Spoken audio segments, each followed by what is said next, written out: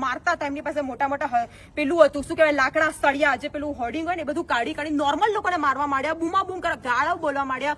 Police કલાક સુધી આવીને તેને પટ્ટો કાઢ્યો, મને પટ્ટો લઈને સીધો માર્યો.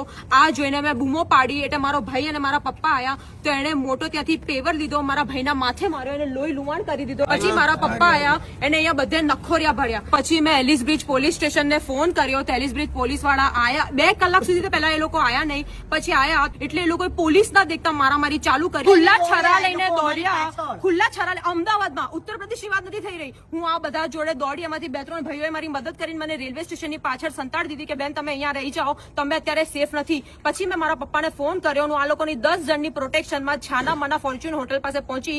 ત્યાં બી એ લોકો પોલીસ ના દેખતા લાકડી લઈને દોડ્યા. અમારા પપ્પાને બૈડે માર્યું, મારી ગાડીનો કાચ તોડી કાઢ્યો. અને આ પોલીસ ફૂલ કરપ્ટેડ છે. પોલીસે તમારી સલામતી એમાં છે, તમે અહીંયાથી નીકળી જાઓ. ત્યાં અમે પોલીસ સ્ટેશન એલિસ બ્રિજ પહોંચ્યા. તે બધા ગુનેગારોને ત્યાં એસીમાં બેસાડ્યા. એ લોકો કોલ્ડ ડ્રિંક પીતા હતા અને એ લોકો હસી મજાક કરતા હતા અને એ લોકો પાસે 500ની નોટના બંડલ હતા. આખું Ellis Bridge police station corrupted છે, કરપ્ટેડ છે, કરપ્ટેડ છે. Ground report Ahmedabad media powered by say solar, making solar energy